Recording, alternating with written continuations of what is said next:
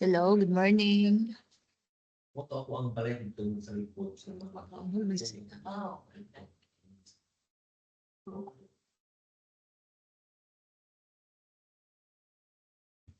Hello, good morning. We would like to confirm if Madungog Lumidreas. Hello, Yes, sir. Madungog, sir. Good morning. ano lagi?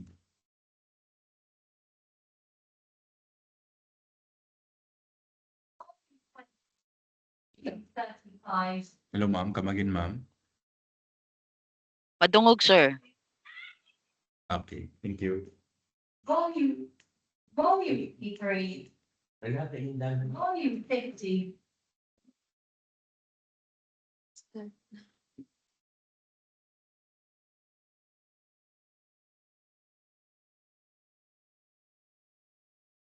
iba mo main kung kung supplies being natin kung once kung sila ang sa policy yung naman ato na maubas ano ka itong guide charge mo pura pa yung kasi because sa person na in-charge sa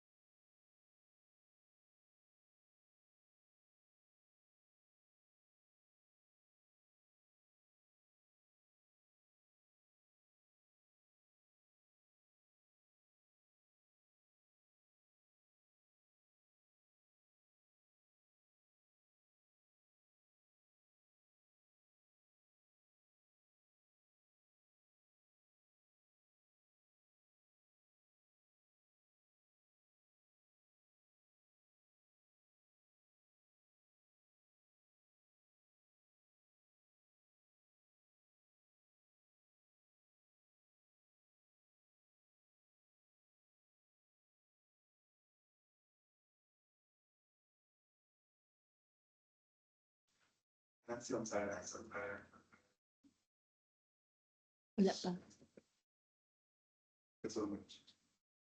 Okay, so good morning, everyone. So welcome to this, our free no? At conference with Science and Math Performance. And to give us the details of this, I would like to give you the proponent, Dr. Jeffrey. Good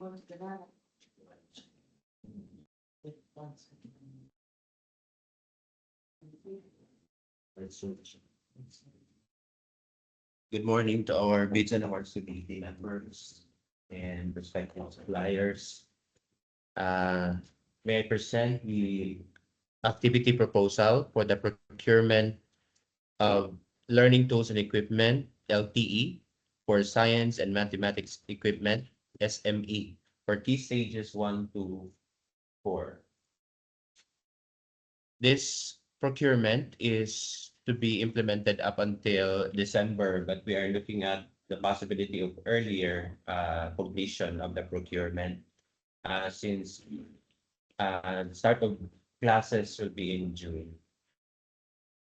As we all know, in the education system, AgSur, Agusan del Sur is or continues to confront persistent learning challenges. We have issues on learners not being able to attain desired level of mastery in key competencies, including science and mathematics. Our division quality division education development plan, the main plan of the division office underscores that the learning outcomes remain below the target proficiency levels. These are evident in the results of national assessments such as the Literacy and Numeracy Assessment, ELNA, and the National Achievement Test. We can see that the mean percentage usually, or last year at least, 2024, in 2024, MPS dropped or remained at 59% for ELNA and 41% only for grade 10 in the achievement test. These are all far below the 75% proficiency level. These learning concerns are compounded by broader structural realities in Agusan del Sur. The division plan specified and presented over 174,000 and supported by 521 public elementary and secondary schools in Agusan del Sur. So 521 schools. In this context, the availability of learning tools and equipment are expected also to be not very sufficient. In the surveys and in the report of the QDEDP of Agusan del Sur, there is a shortage of around 856 classrooms and there is 5,000 plus required. From classrooms down to learning tools and equipment, it is evident that there is indeed a lack of these equipment for our learners. For science, many competencies in key stage 1, meaning grade 1 to grade 3 to grade 12. Science subjects require observation, measurements, experimentation, modeling, inquiry-based investigation, and without standard apparatuses, without the glasswares and models, laboratory materials, classroom instruction is reduced to verbal explanation only. Puro improvised demonstration lang, textbook-based abstraction. These situations limit our learners' opportunity to develop scientific reasoning. That's why this proposed learning procurement of learning tools and equipment aligned on the guidelines on the utilization of funds on the early procurement activity of LTE SME with our joint memorandum from the Office of the Undersecretary and Chief of Staff and the Office of the Undersecretary for Finance came out the guidelines on uh, how and the allocation, the list of schools eligible for the funding, and the list of eligible learning tools and equipment also are listed in the issuance or the joint memorandum.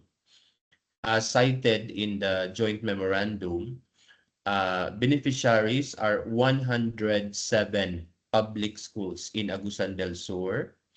There are 108 packages of science, mathematics equipment, 108 packages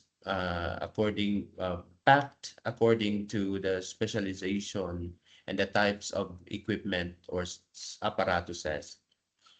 There are 59 elementary schools stipulated in the issuance as beneficiaries, 48 secondary schools, and one additional senior high school. Particularly identified school was Santa Cruz National High School for SME-LTE in senior high school STEM. So the distribution will be aligned to the issuances, and truly investing in LTE SME is an investment in better classroom practice. So we hope that this will affect or impact long-term goals of improving our learning outcomes in Agusan del Sur. So the objective of this activity is to procure, distribute the appropriate LTE SME for key stage 1 to 4 to the identified public schools in Agusan del Sur. We'll begin with procurement, delivery, and then a follow-up on the monitoring. To be more specific, I'd like to show the target participants or beneficiaries of this procurement or activity. Key stage 1 again will have 59 elementary schools. Key stage that's for key stage 1 and 2, 59 schools. For key stage 4, meaning senior high schools, grade 11 and 12, we have 48 for core subject packages and only one for STEM subject packages. A total of 108 packages, but again, only 107 schools. Kasi may isang schools na tatanggap ng dalawang beses. Tatanggap siya ng core at tatanggap din siya ng STEM package. Here are the list of the schools. I will not read them. They are all in the issuances listed specifically under Agusan del Sur. The stage 4 schools are also listed.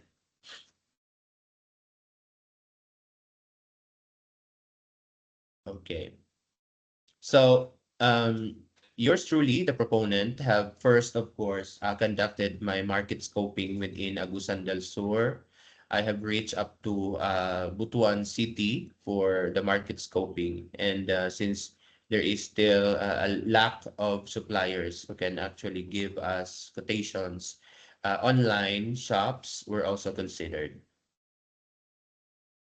To ensure that suppliers, local suppliers, and to ensure also the success of the procurement, the items were divided into 5 lots.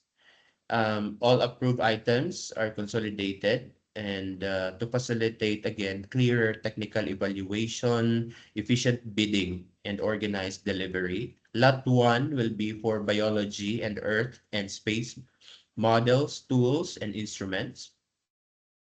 Lot 2 will be on models alone, on human anatomy, biological structure, species, and molecular geology. Lot 3 is highly special. It's for chemistry chemicals only. Our Lot 4 will be on chemistry laboratory glasswares, tools, and accessories. Our Lot 5 will be for mathematics and physics, manipulative tools, and instruments. The procurement process will, of course, be guided, of course, by the procurement procedures up to delivery and acceptance, inventory, the orientation on the proper use of the equipment, and prior to or during the distribution, and monitoring, documentation, reporting, feedback, and continuous improvement as to the implementation of the utilization of the SME LTE at the school level. I'd like to show the budget requirements. The 20 million budget will be taken from the sub-allotment release order number RO 1326-00070. I will show now the package content per key stage. For key stage 1, that's grade 1 to grade 3, we are expecting the package to include the following items. By the way, in the issuance or the joint memorandum, there is an annex attachment or an annex specifying the specifications of the items, all of the items. So for grade 1, we're expecting procurements for hand lens, 5 times magnification. We are expecting to procure beakers of different calibration to 50, gloves, hand super nitrile. These are the gloves na pwede pong resistant po sa mga chemical reactions. Hindi yung ordinary na surgical gloves. Safety goggles, polycarbonate, dapat. Spatula, spoon, porcelain, and glazed. Ito pong klase ng spatula, yung isang kadugtong niya or other end is a spoon, the other end is a spatula flat. We are also procuring steering rods, 6 mm by 250 mm long. This is glass. Test tube brush. Test tube na borosilicate, ibig sabihin ay Pyrex or yung hindi na susunog, 16 mm by 150 mm long.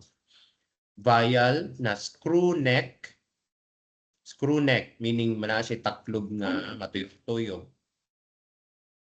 25 ml and 50 ml. Watch glass, 90 mm. Balance, double pan.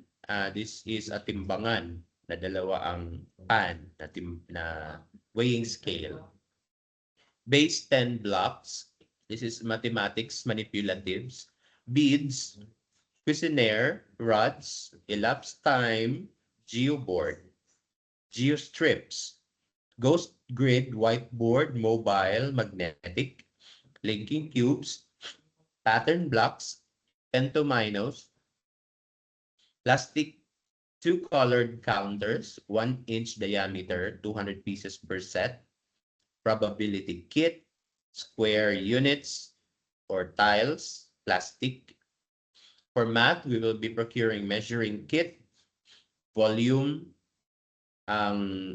dapat calibration niya, syempre. Meter stick na plastic. Protractor para sa students, ordinary. Ruler na plastic, 12 inches or 30 centimeters. Scale, timbangan na spring, hanging type. Scale, timbangan na weighing, analog ang kanyang screen, 10 kilogram capacity. At weighing scale na bathroom type. Tape measures, 1.5 meters, template shapes. Sa key stage 2 naman, we are expecting to buy or procure, again, hand lens na 5 times magnification. Tong beaker, yung pangpunit sa beaker, or sa clip, or sa wash bottle na plastic, 250 ml. May models na po tayong bibilhin. Yung human circulatory system na model, human size ang nasa specifications natin dito, no? Human digestive system na human size pa din. Human nose, nasal throat anatomy. Human skeleton, human torso, lung demonstration. Ang lung demonstration is quite technical. Moving, pwede namang wala namang nakalagay na kailangang gumalaw siya, no? But, well, dapat gumagalaw yung lung demonstration model, yung lungs. Pumping heart model, reproductive system, female, pelvic anatomy, reproductive system ng male. We also need models of invertebrates, models of vertebrate animals.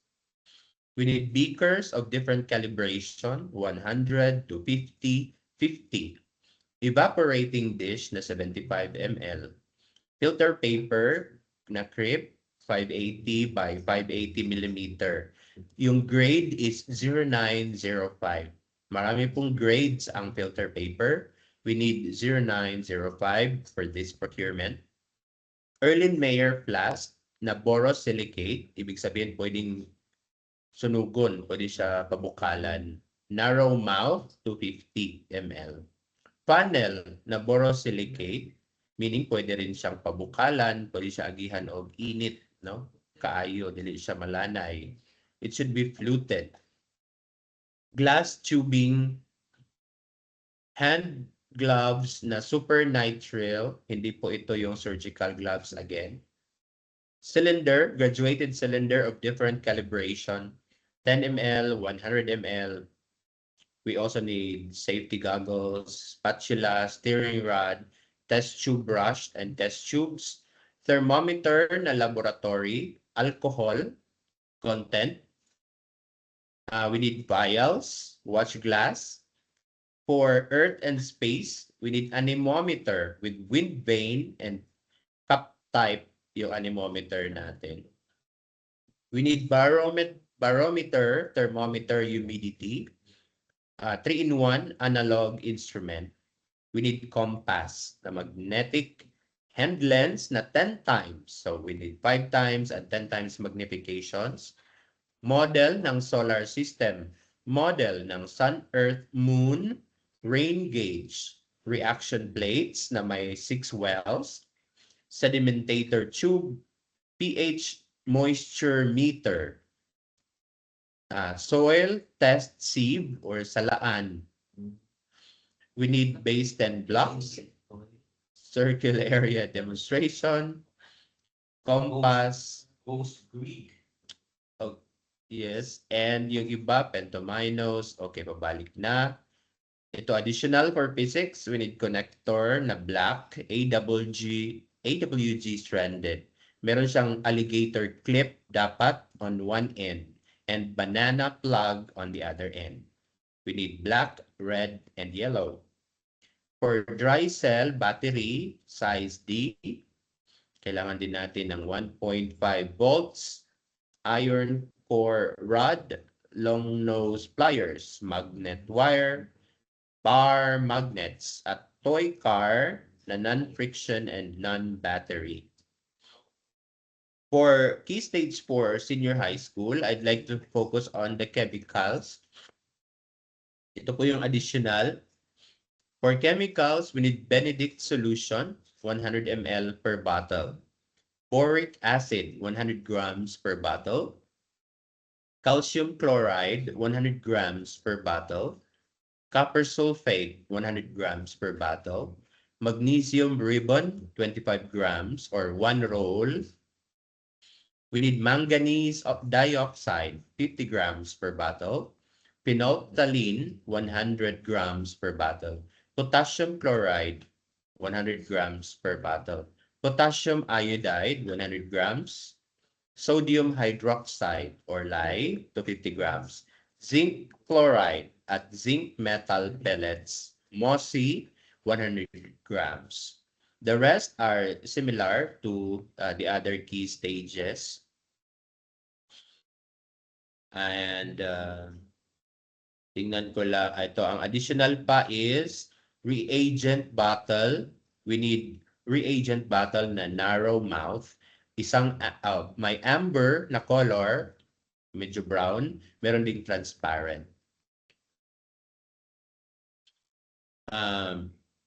Okay na to sa chemistry. Scientific calculator. Additional sa STEM, mapping set with PAN at mga models po ng cells, meiosis, mitosis, chloroplast, DNA, mitochondrion, and plant cells. I will now show yung per lots naman, yung budget by lots. So for lot 1, that will be biology and earth and space models, tools, and instruments. So kasali sa lot 1 ang mga biology laboratory tools, dissecting pan, mga gloves, hand lens, pipette, tong beaker, wash bottle. Kasali dyan ang sa lot 1 ang earth and space models, anemometer, barometer, model ng seismograph, solar system, sun. Ang total po ng lot 1 is 2,262,791 pesos and 19 centavos. For lot 2, ito po yung mga biology models of human anatomy and other biological structures. Model po ng human circulatory system, digestive system, endocrine, nervous system, skeleton, torso, heart, reproductive ng female and male, animal cell, animal meiosis, mitosis, chloroplast, invertebrates, plant cells. Kasali na po ang mga atomic orbital model for chemistry, biochemistry molecular model, crystal structure, molecular inorganic and organic structures, at BCEP-R, PR, and quantum models. Ang total po ng lot 2 is 8,293,789 pesos and 26 centavos. Ang lot 3 ay para po sa mga chemistry chemicals like Benedict solution, boric acid, calcium chloride, copper sulfate, manganese dioxide, phenolphthalein, sodium hydroxide, and many other. Ang total po ng lot 3 is 685,189 pesos and 54 centavos. Ang lot 4 is for chemistry laboratory glasswares, mga beakers of different calibrations, crucible cover, quart stopper, evaporating dish, glass tubing, mga graduated cylinder, hydrometer, manometer, mortar and pestle, rubber stopper, reagent bottle, goggles, thermometer, vial. Ang total po ng lot 4 is 5,462,587 pesos and 68 centavos. For lot 5, ito po sa mathematics and physics manipulatives, we will need double pan balance, weighing scale, 10 blocks, beads, area, circle area demonstrator, compass, Cuisenaire rods, geoboard, geostrips, mga counters, calculator, measuring stick kit, meter stick, tape measure. Sa physics, we need air blower, connectors, battery. A total of 3,915,857 pesos and 33 centavos. Yan po ang total, ang 5 lots na yan ay may ABC na 20,620,215 pesos. The implementation is stipulated in my proposal that we can do our consolidation of items within 1 to 3 weeks, and the pre-proc on the 3rd week, and hopefully we'll have our bid opening on the 5th to 6th week, and post-co po tayo ng 6, total of at least 15 weeks procurement process para po magamit ng ating mga beneficiaries as soon as possible. The monitoring and evaluation will be followed accordingly from procurement to monitoring and feedback reporting. Yun po, Madam Chair and our back members, thank you. So you go members of the back. Madam Chair, Yes. good morning, Good morning. members, Sir Jeff. I would like to clarify clarification on lot 1 and 2. What's the, wala sir, siguro hindi kayo na pumano, their difference that one as to the item or one at 5 items of concern? What's their, ano sila kalainan? Yes, sir, Dan. Yes, sir, Dan. So the difference between lot 1 and 2, lot 1 includes tools, specific tools and instruments. Tools and instrument din naman ang lot 2, pero it's focused on models alone. So mga models lang sila. These are, supit tawag mga manikin. Mga model, oo. Mga manikin din sila tanan. Purely models na sila. Models ra. Mostly models, more like as a mas a science teacher no. Yeah, like skeletal system, so the whole body up to the toes. Nakita niyo. Okay. Why the exactong lot 1? Tools, yes. Plain or plainly tools only. For like, biology, nice, these models. I-appeal na nato the result. Yes. Okay, based on our market scoping, ang kaning mga seismograph, solar system, usually dili sila kauban sa mga tindahan sa kaning model sa anatomy. Lahi sa. Yeah, naapod siya sa mga tindahan ni kaning sa Earth and Space, kaning mga seismograph. Na siya sa mga ordinary nga shops na selling school supplies. And then, Sir Jeff, I would like to should po na ano ba? How did we identify our recipient schools? The recipient schools are done were identified by the joint memorandum. Joint between the Three offices, Office of the Finance, Office of the Chief, of the division office. Central Office, and Central Office. Kaniman to. Alagay. Office of the Undersecretary of Finance, Sila ang nag-require na. Oo. Pero sa ilang raw data, how did they come up with that? Yun, there was no explanation, but we presume they are using the BEIS. BIS. Should be yes.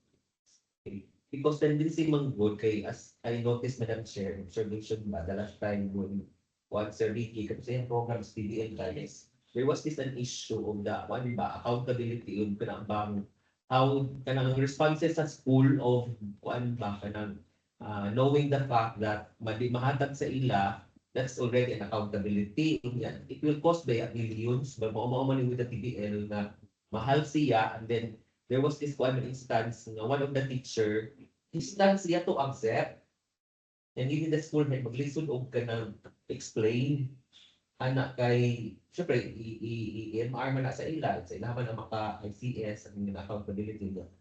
The teacher in charge, it's mura siya siguro, low level of awareness of that one siguro, kana nga recipient school sila, may ganaan na ang kuan. Una siguro ato ang ikuan, ay ganun mo, sa kuan na to, address na topic. Orientation, I think we should have include the training on the manipulation of this. Like for example, if we will just release the equipment sa teacher, yeah, ganun sila, kasabot what is service station. Like for example, kanang halimbawa, baker, no? Sa baker karon, butahan yung volume of water. So how to read the beaker, napaday tawag na to, kami to observe the surface tension. Now, if we look at that level, abi na to mo na na, but if we look at that level, it's different, no? So that's the simple thing lang. So natin ba sa atong PPA na, or it's just merely performance? It's merely procurement, Madam Chair. Tapos per school na agi siya amount. So what we did, I have naman tayo nag-ung na training po sa HRD on content dito na lang sa Topic. Madam Chair, I would like to express last when during SIDIP time, there were so many event from yes, PEP and SIDIP, and there was the program on care, use of learning equipment. So as part siguro of the monitoring for sustainability, it will be included. Oh, that's it. So one topic for the care use of learning equipment, medical tools and equipment. Oh, yes, So, yes. sales siya kay early 2000 pa yung mga training. So there are already new teachers who were not trained on that. Oo. If I may add them share as well, that's true, ma'am. Yes. That's good po. One with that one batch, once the materials are na procured and then it will be delivered to in schools, we'll also profile or identify with the school head who will take charge of that equipment. So somebody will one back and as accountability because Laboratory. naman po there are naman po yung anong sense laboratory na retirable Okay. na kung ano siya kanang siya to order ng ano ba because of the Na, of the clearance, humingilan na. nag-isip online. Oo. Wala siya dapat ka uman. Oo, anak, ma'am. Sir, Paduga yung deliver na to na. asa ba na? Ang delivery. Division office. So it's the division will be Distributing. distributing. Do you have any amount for that distribution? We don't, we did not allocate, ma'am, for delivery or distribution. For that, Pero in our estimation, gamay naman po ang items per school. Mga unsa iyang po answer Jeff. Unsa iyang makaya na siya o mga like mga pick up. Yes, makaya. Oo. Gamay na. Okay, at paspasan pag So, kuan. we'll be asking also our supplier, any questions for that? Mga tanong, clarification from those who are online, attending the online. Dapat Flyer mo na to. mga supplier, no? Mga clarification.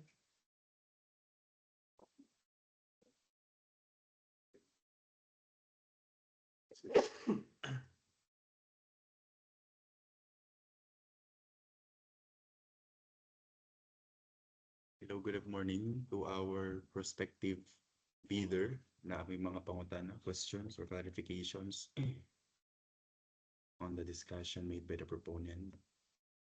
Yes, Ma'am Rowena Dumundon. Good You're morning recognized. po. Good morning sa tanan.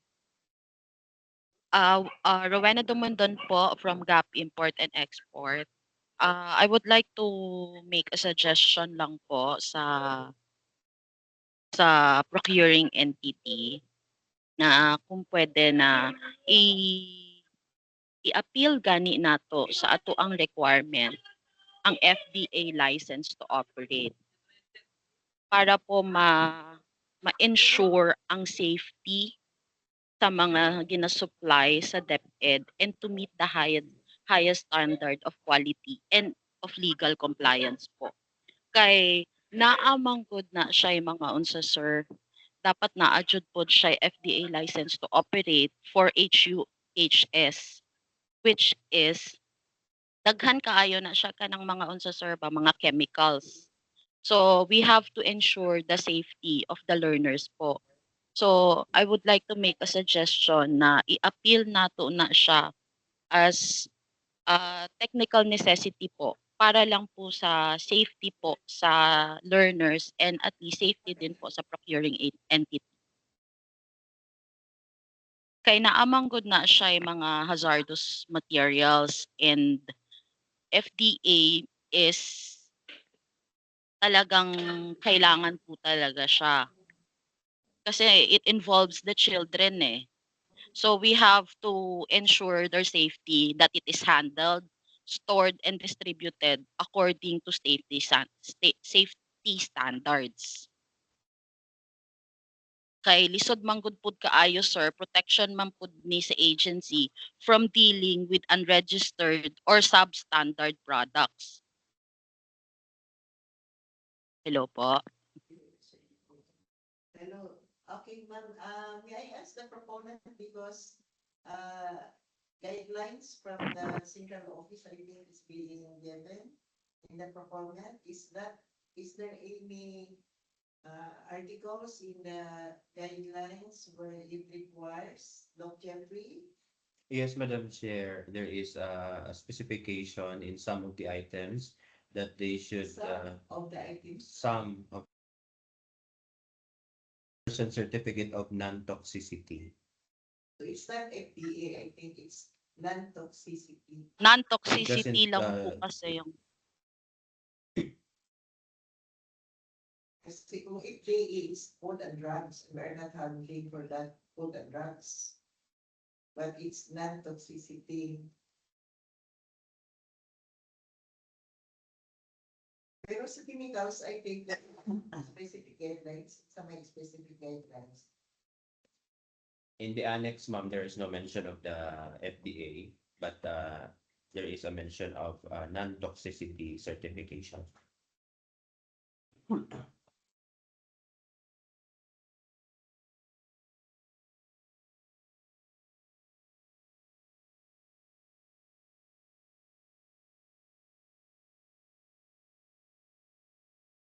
hello po. If I may add po, Ma'am? hello. Yes, ma'am, you're Cla- recognized. Ay, klaro po ba? Thank you po, ma'am. Klaro. Sa Republic Claro, ma'am.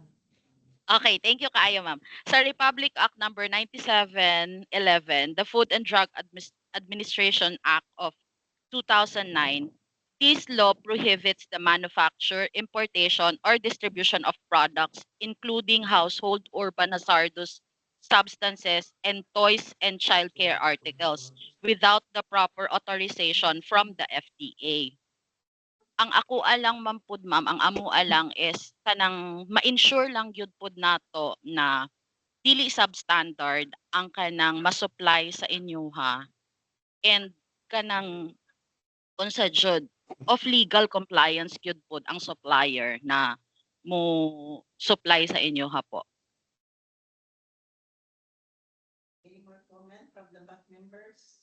Madam Chair, since we have already our guidelines from the central office, it is got the right to follow so that we could also invite potential bidders.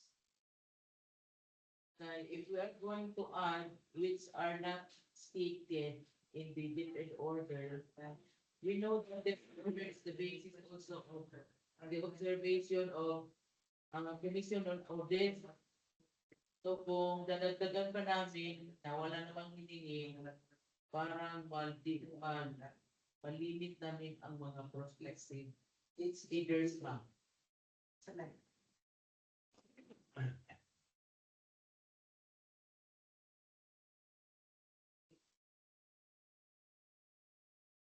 Okay, we have our consultant now. We will,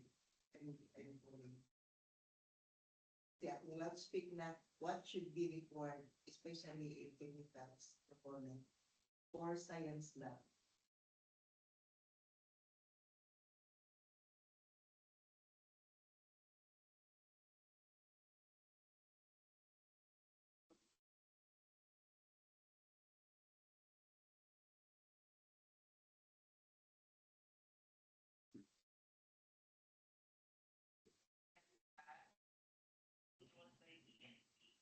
Then you have to see your permit from PNP. Other than that, no other permits are needed. So, for example, if you're going to put your chemicals for microbiological analysis, which are not regulated by PHE or PDEA, so you only need to present business permits or any that you are registered on. So the DepEd Central Office just required us to look for the non-toxicity. So asa man ni ang mag-refer when we say non-toxicity?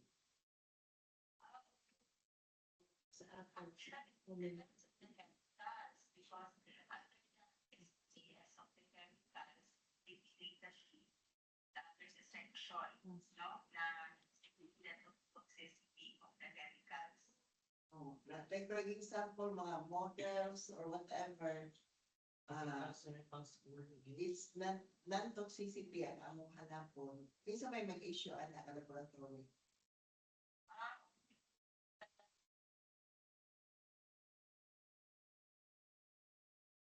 I-require na mo among supplier. Yes, oo.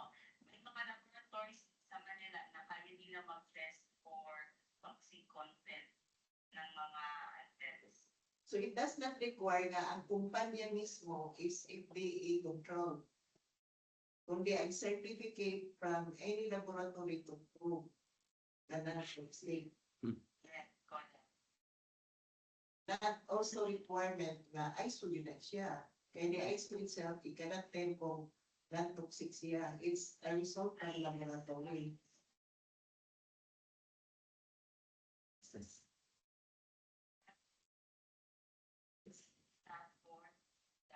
is the management of your management of so if products and beautification that under the ADI, so it's not under the ISO. So that it doesn't mean that their ISO 9001 or whatever non-toxic na gaya na nilang chemicals. Okay, so in Manila, na yung maka-release na mga non-toxicity testing. Yes. Example na yung mga laboratory na.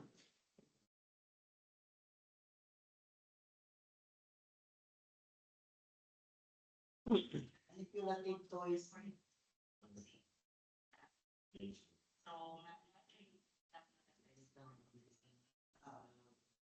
Any more advices for our team that are listening and also the suppliers? Related to, because we are performing chemicals and laboratory equipments for experimentation sa among science classes, mga models, mga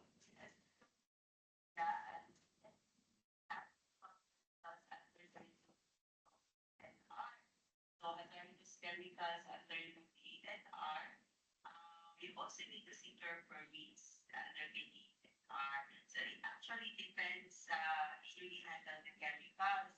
But if mag-inquire mo sa supplier, ang mga supplier, they're aware if kung sa mga permits ang inyong kailangan. So for example, if mag-purchase mo hydrochloric acid o sulfuric acid, kung may gusto na siya sa mga laboratories, ang suppliers will tell you if kung saan inyong dapat i-present kung sa ilang permits. But if those chemicals is under the ENR, medyo daghan ang inyong i-prepare like mga discharge permit, hazardous generators waste na ID, medyo daghan din siya basta under siya kay ENR. And medyo taas na ilang process. So thank you for the advice. Siguro, nag-aaminin mo o na mga points and we can include that in our meeting. Pwede na mo i-pay. So I would like to inform the group that the one I consulted is our chemical engineer, at the same time chemical technician, at the same time pollution control license officer, ISO manager, and ISO officer. Okay, thank you.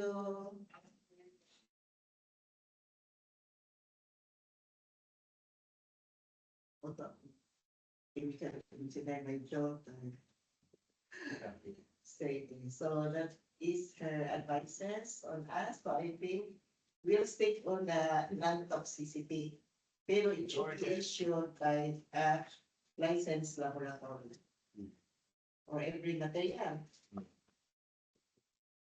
And that's also the requirement of our central office. So I think we had answered the query of our suppliers. So any more? Meron pa ba? Meron Ma'am Rowena Dumondon. Ay, yes sir.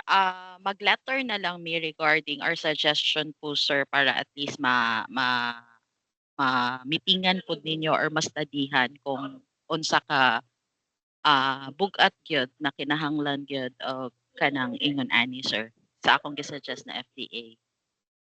Okay, but we are requiring the non-toxicity. It's not Yes, that we're requiring the FDA. Any of these can be issued, but however, every component or material that will be procuring, it should have a certificate of non-toxicity. It's not your office, but it's the material ang hahanapan ng non-toxicity. So meaning, if you intend to, for example, supply us different models, you have to test your materials to any laboratory there in Manila, kasi marami lang laboratory dyan sa Manila that can issue certification of non-toxicity.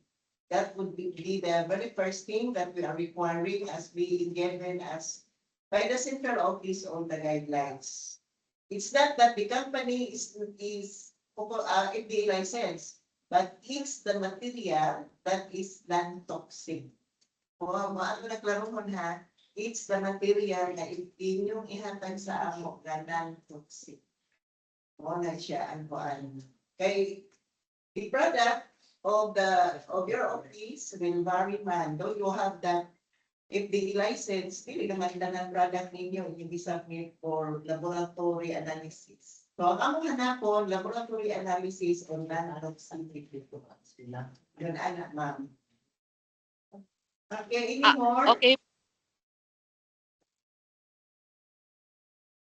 May tanong pa sa iba? Meron, parang may isa. Sir Hardy, sino yung BI?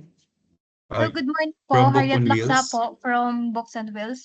Regarding with the bid docs po, tatanong ko lang po if may plan po kami na mag-intend sa different lot, hindi po kaya pwedeng isang bid docs na lang tapos mag-provide na lang po kami ng individual bid securing, ganun po?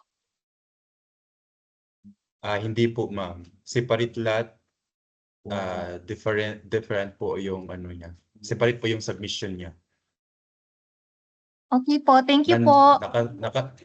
Yes po, naka-state po yan sa bidding documents nga yung separate lot, ma-provide talaga ng separate documents.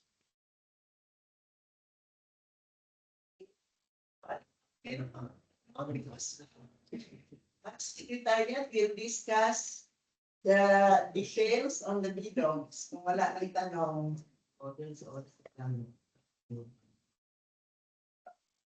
Okay, kung wala na, I will give you Hardy for Tom Jones, oil, bonus naman. Kailan okay. Let's go.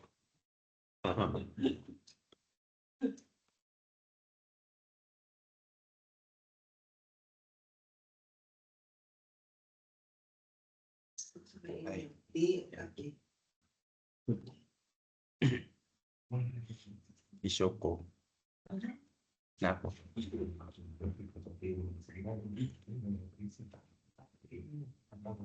Kita ala ba ang presentation? Ma'am.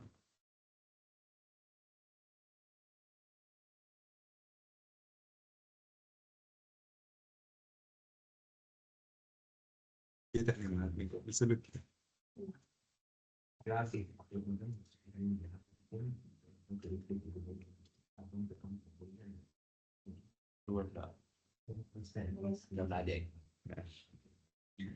Okay, good morning everyone.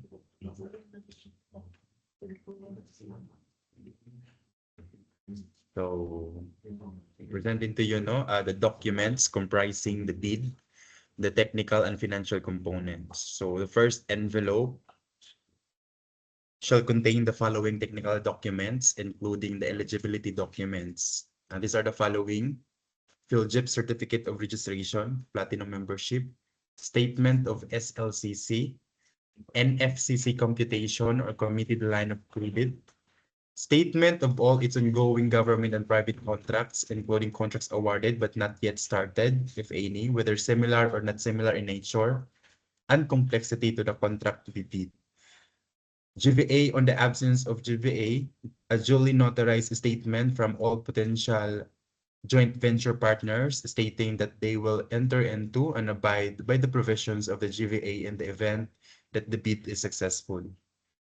Next is bid security and the prescribed form and amount in accordance with ITB Clause 16 and validity period under ITB Clause 15. Next is the technical specifications, which may include production or delivery schedule, manpower requirements, or after-sale services or parts, if applicable. Next is omnibus warrant statement, and for foreign bidders claiming eligibility by reasons of their country's exemption of reciprocal rights to Filipinos, a certification from the relevant government office of their country stating that the Filipinos are allowed to participate in their government procurement activities for the same item or product. And for the second envelope, shall contain the following financial documents: bid form, which includes the bid price and price schedules in accordance with ITB Clause 13.1, and a certificate of domestic preference in accordance with ITB Clause 25 if applicable. For Class A documents, ito yung Platinum membership. For Class A documents technical, ito po yung format ng statement of all prospective bidder of its ongoing government and private contracts.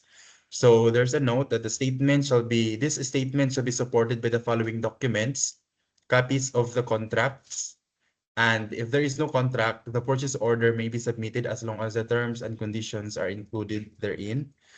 And then copies of the NOA or the notice of award or notice to proceed. For private contracts, NOA or NTP shall not be required.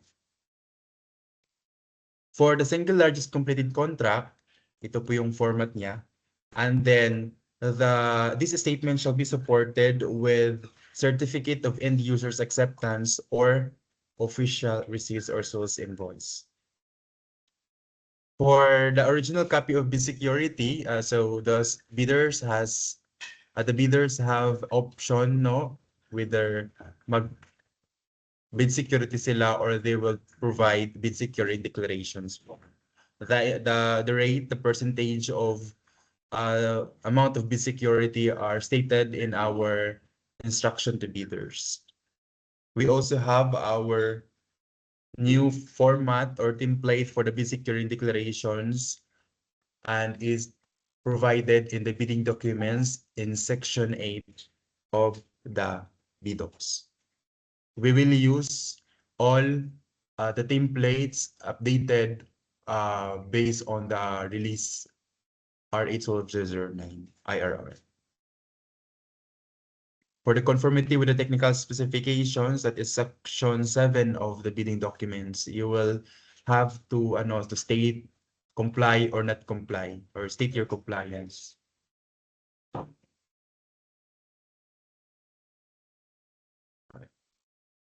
And the originally duly signed omnibus warrant statement or the OSSS, mayroon po tayong bagong template na yan. Yun din yung gagamitin natin. The omnibus warrant statement is found on the section 8 of the bidding documents. For the net financial contracting capacity, here's the format on how to compute your NFCC. Of course, the bidders has an option either to provide the NFCC computations or a committed line of credit from Universal or Commercial Bank in lieu of its NFCC computations. So for NFCC computation or the net contracting capacity, mayroon po tayong template dyan. The values of the domestic bidders' current assets and current liabilities shall be based on the latest audited financial statements submitted to the Bureau of Internal Revenue. And if the bidder submits a committed line of credit, it must be at least equal to the 10% of the ABC to be bid, provided that if the same is issued by the foreign bank, it shall be confirmed or authenticated by the local bank. For the joint venture agreement in case of GVA, if applicable, a duly signed joint venture agreement in case that the joint venture is already in existence, or duly notarized statement from all the potential joint venture partners stating that they will enter into and abide by the provision of the GVA in the instant that the bid is successful. For the financial component envelope, mayroon din tayong bagong bid form under 1209 and the price schedules. For the instruction of sealing and marking of bids, So this is how you prepare your documents for submission. For technical component, gagawa kayo ng original copy, mag-submit kayo ng original, at saka mag-provide din kayo ng copy 1 at copy 2. Put it in a one envelope. And then for the same with the financial component, meron kayong original, at saka copy 1 at copy 2. We only need 3, original, copy 1, and copy 2. And then the technical component and the financial component envelope ilalagay sa mother envelope. So color, disregard the color. You can have any color of the folder, of the envelope. And this is the approved bidding documents of these projects. So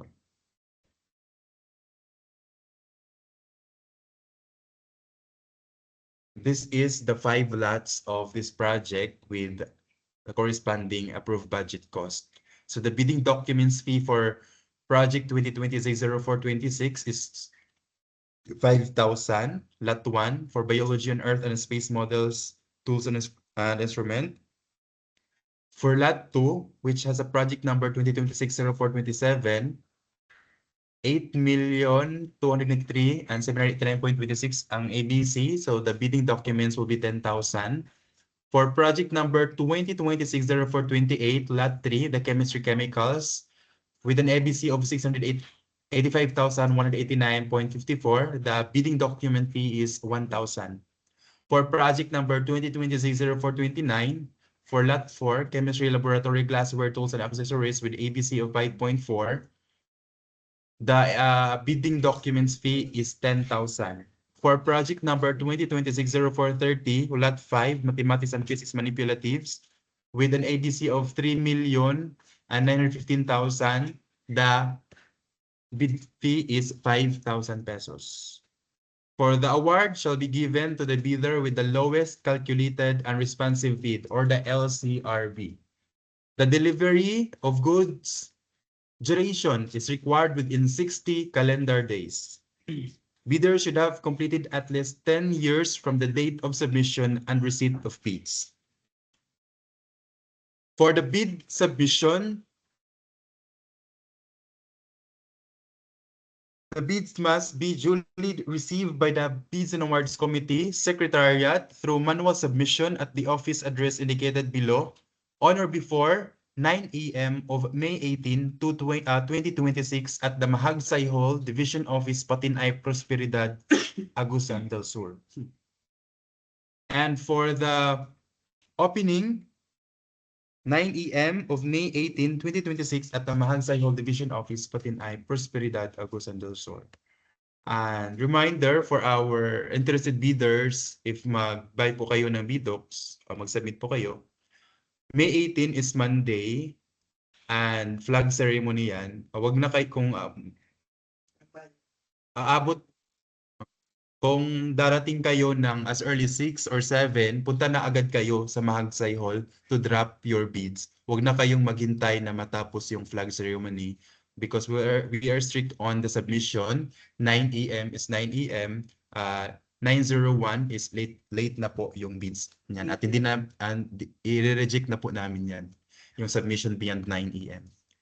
And we also allow payment of the bidding documents through online bank or online deposit. Mag-send lang kayo ng intent letter nyo to what lot to purchase, and then yung picture ng deposit slip nyo sa bangko or sa DBP. Okay? And then,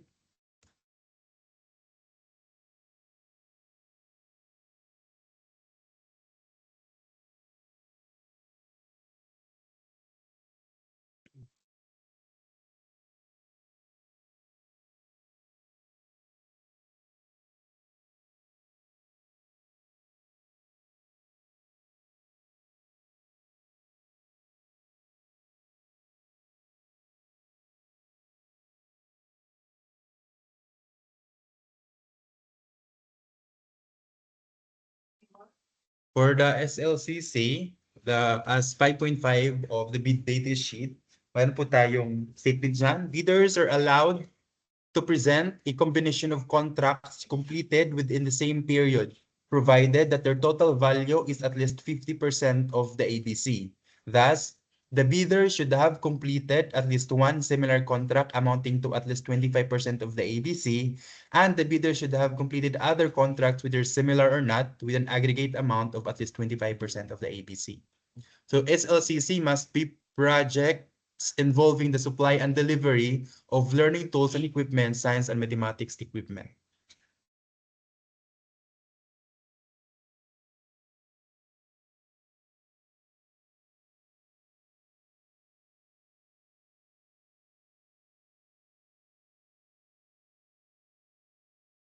Learning tools and equipment. Resource, yes.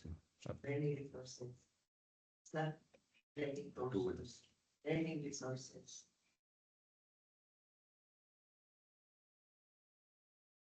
Ito siguro na yan, specifically science.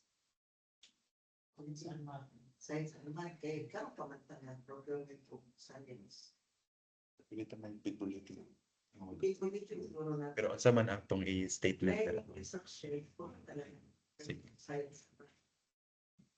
Learning resources. Okay.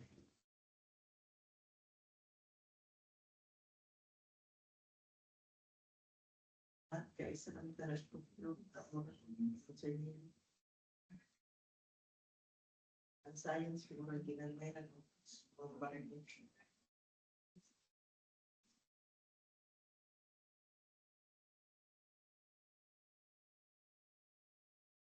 This is the schedule of requirements, section 6 of the bidding documents. So the delivery schedule, the contract duration shall be 60 calendar days, commencing 7 calendar days from the receipt of the notice to proceed.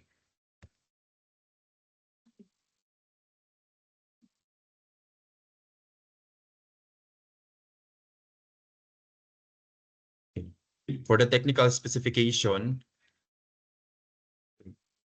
yung technical specification po is provided as bid bulletin sa posted in the modernized field JEPs. Kasi hindi siya nasama. So nagawa ako ng supplemental to section 6, the schedule requirements, and the section 7 of the technical specification. So ito po.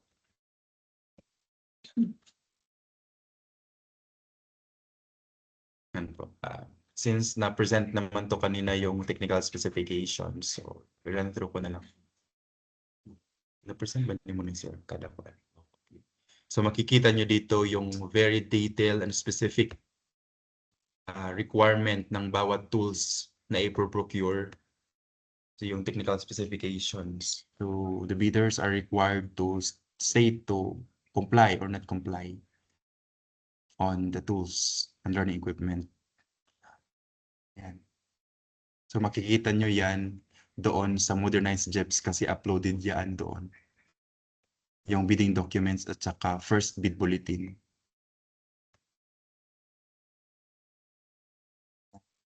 It is presented as per lot. Per lot yung pagka-arrange niyan. We will also issue another bid bulletin for the revision to be made on the scope of what we called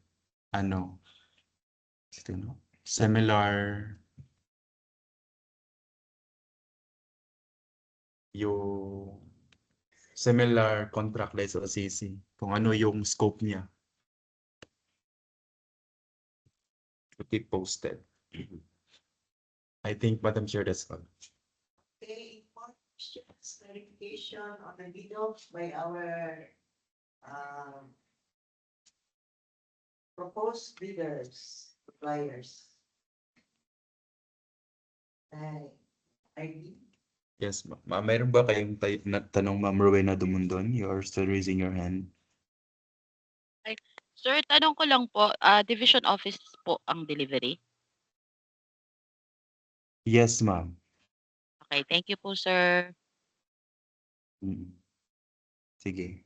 What about from Book on Wheels? Meron pa tayong tanong? Thank you po. Okay. From Royal Gems Trading, Sir Ma'am Jane Fernandez, meron po tayong tanong.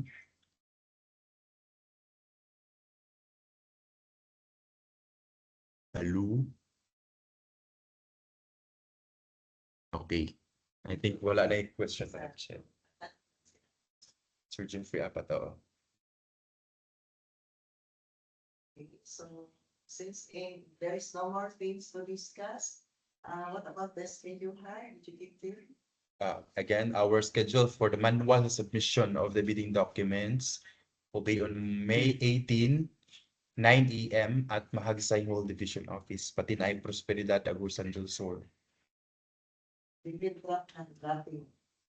We discourage to our prospective bidders to have your mag-purchase kayo ng BDocs, wag doon sa actual date kasi flag ceremony yan, baka hindi kayo maasikaso ng cashier kung baka malate kayo. So hindi kasi kami tumatanggap ng bidding documents sa dropping if wala kayong resibo. So dapat pwede kayong mag-buy ng BDocs ahead of the day of the bid submission. Pwede nyo yung gawin again, pwede nyo yung gawin yung mag-deposit kayo online at mag-send kayo ng online deposit slip for the confirmation that you paid the bidding documents fee. That's all. Reminders, any reports from the proponent? Dr. Jeffrey? None so far, Madam Chair. None. No more, Madam Chair. Okay, nothing to discuss. Is there any motion for the adjournment of our pre-bidding conference? Pre-bid conference. Sorry. Any motion? Admin? Motion for adjournment? I move to adjourn our pre-bid conference this morning. I second the motion. So it was moved and seconded that our pre-bid opening conference will be adjourned. So thank you for joining online and face-to-face. God bless us. Thank you, Ma'am Rowena, on Wheels, Thank you and po. from Royal James for participation. Thank you.